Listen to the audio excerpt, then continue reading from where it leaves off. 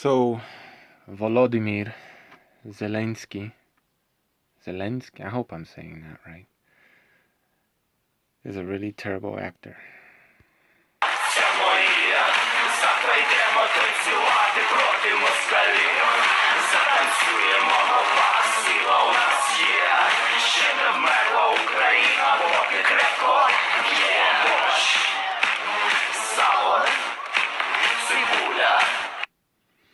Okay, enough of that trash.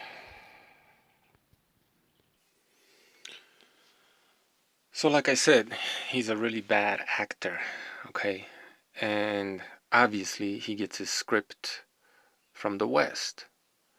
But in my opinion, Putin gets a copy of that same script, if maybe a little bit redacted, okay? I'm going to keep saying this because I don't know how, and this is especially with people on the right politically who are somewhat awake, right? I don't understand how we are going to, in analyzing what's going on in the world right now with Putin and Ukraine, how we're going to take out of the context the fact that Vladimir Putin attends the World Economic Forum, right? If he is, some people say, the richest man in the world, the fuck does he need Klaus Schwab for? If he is so powerful militarily, what the fuck is he doing over there? He's there because he's part of the cabal, right? He has to be. Anyway, I checked out this interview, and don't waste your time, man, with Konstantin Kisin. I guess he's Russian or Ukrainian, but an immigrant to UK. Speaks perfect Queen's English. Or does he? Let me take a sip of my tea. Fresh out of coffee. What a pity. He first of all, this channel Unheard is, and look, in my opinion, this guy probably means well. He's just brainwashed. Freddie Sayers. This is maybe not. Maybe it's just a propaganda channel, but it's definitely a gatekeeping channel, right? Very, very easy to see that if you know what you're looking at. The guy's a gatekeeper, right? He pushes the narrative, basically the mainstream narrative, but then kinda half-ass questions it, you know what I mean? Anyway, Constantine was on there giving his opinion on Ukraine and the West versus the East, and he some of the takeaways, and these are, you'll see these sort of thoughts, ideas, and attitudes from, again, people on the right in the West. Maybe not the alt-right, which are, the woke sheep. I mean, it's ridiculous. Like, how did these people not realize that the people that are really, really far on the right as it exists today, right, in the West, I'm not talking about neo-Nazis in Ukraine, how do they not realize that they are very much like the leftists or people far, far left? They're very similar, right? They're all extremists and extremely naive or confused, right? They disagree. Mostly the things that they disagree on are like trivial things that have to do with 0.5% of the population at best, right? Such as veganism, LGBT, right? These like issues that don't really matter for the most part. I'm oversimplifying, but it is what it is. Anyway, Constantine over here, the first thing that struck me is that as soon as he opened his mouth, he started saying, well, maybe we'll listen to some of this, huh? And before I jump into this, he does say some things that make sense, right? Maybe even a lot of things, but ultimately, I think he's dead wrong. Well, rather than my own attitude, and I think it's important for me to explain that, Rather than my own attitude, right? I have family in both Russia and Ukraine, but I'm not talking about it from the perspective of what's best for Konstantin Kissin's family or anything. Right? He's not going to give you his own attitude or talk about from a perspective of what's best for his family, right? Um, I don't know. He's probably overworked, probably vegan or close to it, but like a lot of people say it's mocking or whatever. No, it's not. It's just observing, okay? Clearly the guy is sick, right? He's he's got those sanpaku eyes, dark circles around his eyes. He's got the pencil neck, like sick body, sick mind, right? Thing like that. I'm interested as someone who lives in the West, who's a citizen of this country, who wants the UK and America to be strong and powerful. Rather than giving you my own perspective, I'm interested in And capable, and the values that we uphold here to be defended and protected. I want us. Right. So he's right off the bat, he's incoherent, right? Probably because he doesn't eat well enough, doesn't get enough sleep, maybe drinks a bit too much or something, and his brain is a little rotted. To be in as good position as we can be. So everything I'm saying is from that position. Now, Vladimir Putin's speech, which he gave 2 days ago, in which he also went on to say that, the Western civilization, right, it's the best culture, it's the best civilization, right? But rather than giving you his own perspective or what's best for some people somewhere, right? He's just going to tell you what the best way of organizing society is, right? I mean, the guy's incoherent. And then, he goes on to say how and this comes through in some of his other videos or interviews. He's basically against this LGBT nonsense, right? Like typical people on the right, right? And that's like it's a very, very important issue for them. And, I agree to a degree. But while, while he says that Western culture is the best, right? He also points out how the Western culture, well, sucks. How it's lost its way. How it's insane, right? How this whole wokeism and LGBT and all this other nonsense, right? How terrible that is. So he seems to be a little bit conflicted. What's this Western culture that he's talking about, right? Because you could actually make an argument that the way Putin runs things is more akin to the kind of Western culture that this guy is interested in, right? But the distinction that he makes, right, completely ignoring these moral degeneracy, right, that's very prevalent in the West and not so much in China or Russia, right? What's so good about the West, he says, or he would tell you if you listen to some of his other interviews, is the fact that we're free, right? The West is free. Well, he must not have been paying very close attention in the last couple of years. But this is the conflict that this guy is dealing with, right? He doesn't seem to be able to even address, let alone reconcile. Is that no, the West is just as authoritarian as the East is, and you can even make an argument it's always been so. Okay, because again, walls work both ways, right? They don't just keep people out; they keep people in, right? So if you take the Berlin Wall, right? Well, the commies, if you will, right? The people on that side, they couldn't go past the wall, but you couldn't either. This is two sides of the same coin, ladies and gentlemen. Two sides of the same coin. So anyway, let me take another sip of my tea. But that's in essence the problem with someone like Constantine, right? He he sees the wall that he's built as only serving one function, right?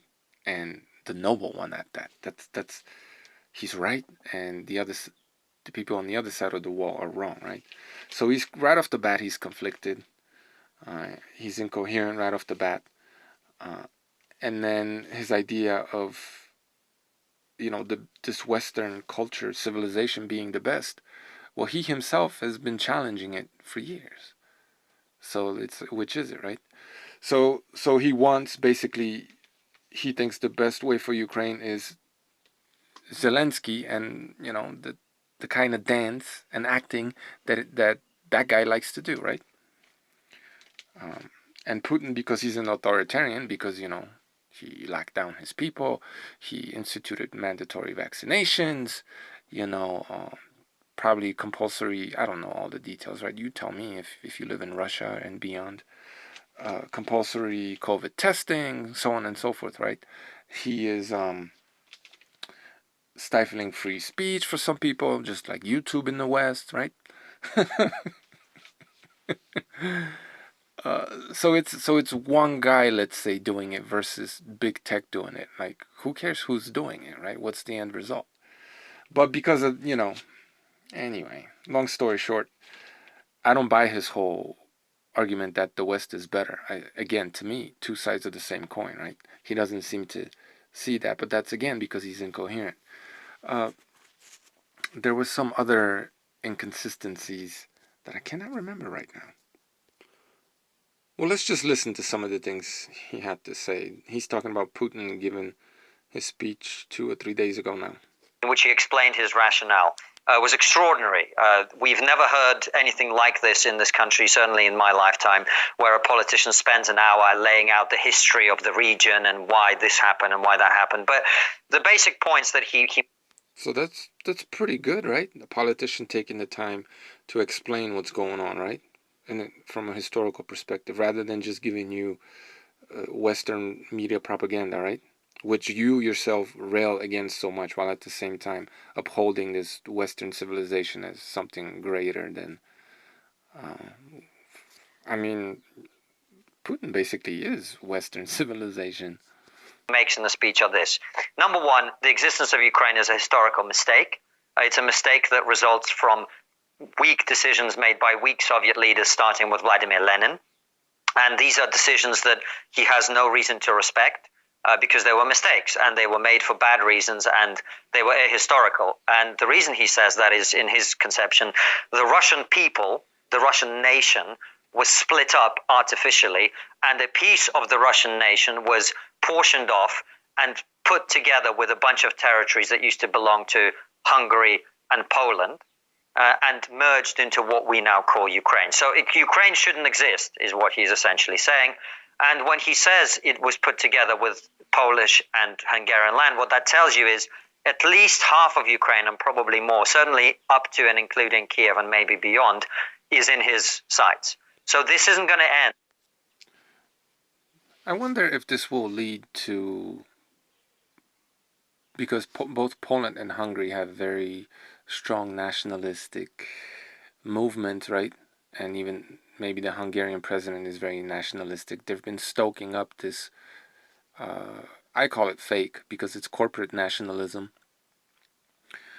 I wonder if that's going to somehow be used to create, if maybe Ukraine will be partitioned at some point and, Poland, Hungary, and who knows who else will try to lay claim to portions of Ukraine, right? Maybe what happened to Poland back in the day will now be happening to Ukraine, right? In those two eastern regions, in Donetsk and Lugansk, it's going to carry on if he is able to carry it on. And we should probably say that claim of his is highly dubious, in fact, just wrong. Is it not? That, Ukraine, as far as I understand, was there, you could say, before Russia, and is has been a complex, evolving historical entity like a lot of places in Eastern Europe. But the idea that it was created by Russia is hard to defend. Look, the history of this region is very, very difficult. I we don't have the time to get into the nuances of that. I think the important thing to consider here is not who is historically entirely accurate or not, but rather should a neighbor invade a neighbor because it has some historical claim against its territory. That's really the question. So you don't reject the Putin narrative? I think that there are elements of which are true. I think there are elements of it which are untrue. But he makes the claim, and this is the second part where I think we start to get into things that are less true, is he talks about the Russian ethnic people and Russian speakers in eastern Ukraine being genocided. That's what he's saying. And he goes on then to claim that Ukraine is about to launch an attack. He also talks about, he mentions the CIA more than David Icke in that speech. Okay, I don't have too much to say about all this, but this is yet another problem with the political right in the West. People like Alex Jones, while it may have been okay to dismiss what they were saying for a while, or David Icke, and the whole lizards thing, I mean, just treat that as an allegory, okay? Like, calm the fuck down. Is that what he's saying, literally? Maybe that's what he believes, but, you know, that doesn't mean that everything he says is wrong, even if you don't believe that lizard people exist, if he indeed means that literally, right? But this is the problem with the people on the right. People like Alex Jones and Ike could be proved to be correct to a large degree, and they'll still just dismiss them as if that wasn't true, right? These people are sheep. People on the right, if you're part of the left and right paradigm, right, you're stuck in a whole bunch of nonsense. You're a sheep, okay? You need to snap out of this nonsense. And this is the thing that I thought he didn't understand, that I wanted to mention before I close off this video. At some point, he's called a conservative by, I forget the guy's name, the interviewer. And he kind of rejects that because, well, of some of his, he says some of his ideologies are of a liberal Democrat, right? And that proves to me that he doesn't understand what conservative means, right? As I stated before, conservative just means you conserve the status quo, right? You don't want to, you're not a progressive, right? You want to conserve what you have. Safeguard, whatever the hell you want to call it, right? So because ultimately this left and right paradigm, as I stated in a couple other videos, is progressive, right? The progressives push the envelope and the conservatives instantiate the changes, right? What ends up happening is the Overton window gets pushed to the left, obviously, if you accept these designations. And right, people who what to be a conservative, the meaning of that changes, right? It has to change because it's a whole system, right? It keeps moving along together, right? These people are attached, if you will, to one another. These ideologies, well, they kind of go hand in hand and they move in the same direction because they're all sheep being led to slaughter, right? So whereas being a conservative might have meant something different in the past, right? These labels are fluid, right? That's the world we live in. Everything is in flux. And you could, to be a conservative today is, what used to be a classical liberal or a liberal, right? Today, because the left has shifted the Overton window so far left, right? Those people are the conservatives now. They just instantiate the changes of the left. Ultimately, right?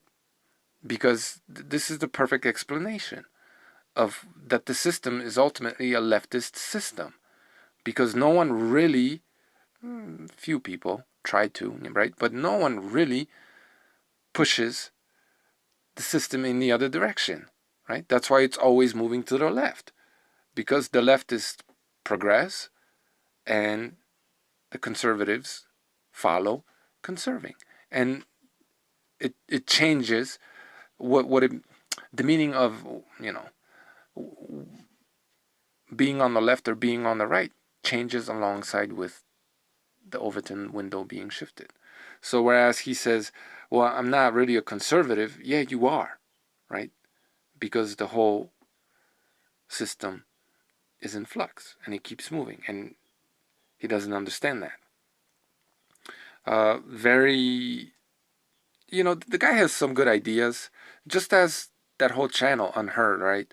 Like there's definitely good ideas there, but that's the whole point. And again, I'm not putting blame necessarily, or I'm not saying the presenter, maybe he's also the owner of that channel, is doing this consciously, or he knows that he's doing what he's doing, right? It's if not, he's a useful idiot, and it's just a classic gatekeeper channel, right? Where you get some good ideas and you get some resistance to um, the crazy leftist progressive ideology, right? Maybe, but not really anything in the way of serious pushback, right? It's a lot of cynicism, it's a lot of mocking, it's comedy, right? Uh, it's some common sense, what should be common sense anyway, right? And it helps a lot of people feel like they have an ally, like someone understands them, right? And someone is speaking some sense in the madness, but ultimately it's not true opposition, right? It's controlled opposition, because they're not pushing in the other direction.